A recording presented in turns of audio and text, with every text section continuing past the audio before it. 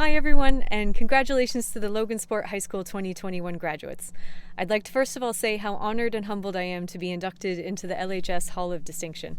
I'm so grateful to have been given this opportunity, and I can't even begin to explain how it feels to be placed in such impressive company. I'm very sorry that I can't be in the Berry Bowl with you all in person today, as unfortunately international travel restrictions made it not possible for me to fly back from Ireland to be present at the ceremony. So instead, I'm coming at you from where I live in the west of Ireland, and hopefully you can enjoy some of the nice scenery behind me while I chat to you for a little while. I know that we're all unbelievably video call fatigued at this point after the last year and a half that we've all had, so I'll try not to add too much more screen time to your lives. So just a little bit about me. It's hard for me to believe that it's been 14 years since I was sitting right where you are, excited and at the same time terrified for what lay ahead for my future. I remember it felt like everyone knew what they wanted to do except for me. Those fears only got worse when I went to Notre Dame, which had long been my dream school, but I never thought I had a shot of getting into. It seemed like everyone there was smarter than me, had a better grip on their coursework, and knew what they wanted to do and what they wanted to major in. It didn't seem like many people talked about imposter syndrome back then, but it was so real, and I had it big time. But then something happened by chance that would end up changing my whole life. I was assigned to an Introduction to Anthropology class as one of my course requirements. I'd never heard of anthropology before, this far-ranging field that's the study of humanity and human culture. The class blew my mind on a daily basis, answering questions about life and culture and the world that I had never even realized that I had. But the main thing that it did was introduce me to research in Ireland. One day in that class, a professor came in and said that he was doing an archaeological research project in Ireland the following summer, and he was taking applications from first-year students to be a part of the project. I had no intention of applying. I'd never even camped before. I didn't consider myself adventurous, and I was terrified of going so far from home. I'd never even been out of the country. But my friend in the class was dying to go to Ireland, so she convinced me that we should apply and try and get accepted together. I sent in my application over Christmas break, but only found out once we got back to campus that my friend had forgotten to apply. So the fact that I'm giving you this speech from Ireland makes it pretty clear that I did get accepted onto the project, and I did research in Ireland every summer for the rest of my time at Notre Dame and in graduate school.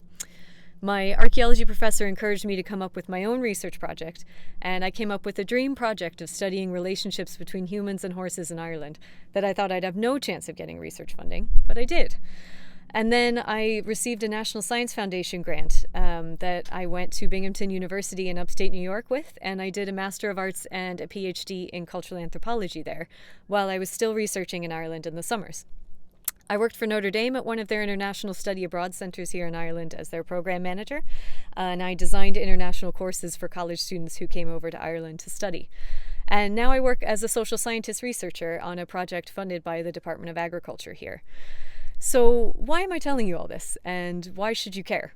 Well, partly it's because you're probably wondering who this person is on the screen and why I've been chosen to talk to you today. So there's your background on who I am.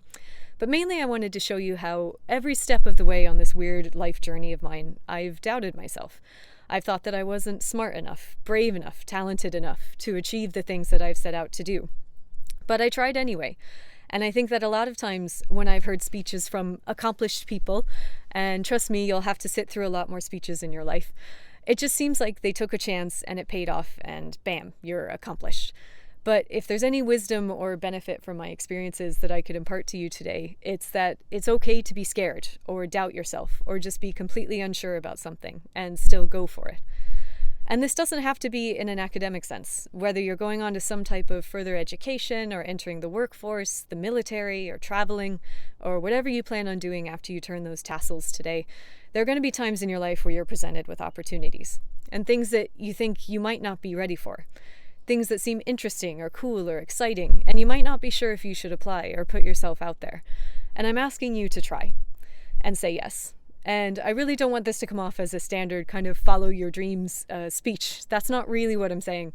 I'm telling you from my own real experiences, putting yourself out there to try new things outside of your comfort zone is hard, and it's scary, and it's not always nice. But it can also be incredible at the same time. And you'll learn more about yourself and what you're capable of. And I think you'll surprise yourself quite a bit too. And I'd also like to urge you to look at growing up in a small town as a good thing and consider it as an asset to yourself. I actually really enjoyed my time at LHS, but I still remember sitting where you are and just wanting to get out. See different things, meet different people, have a bit more freedom. But the sense of community that comes from going to LHS is something valuable. And even if you get away from Logansport for a while, or for the rest of your life, it'll always be home, and the lessons that you've learned here will carry with you wherever you go. I won't take up any more of your time, but I'd like to say thank you again for the honor of being inducted into the Hall of Distinction. And I'd also like to thank my incredible parents for being my biggest cheerleaders. It's such a privilege to be your daughter. And to all of you graduating today, congratulations. Graduating high school is exciting and it's scary all at the same time, and I think that you'll find that life is a lot like that too. And I just ask you to embrace it all and go for it. Thanks.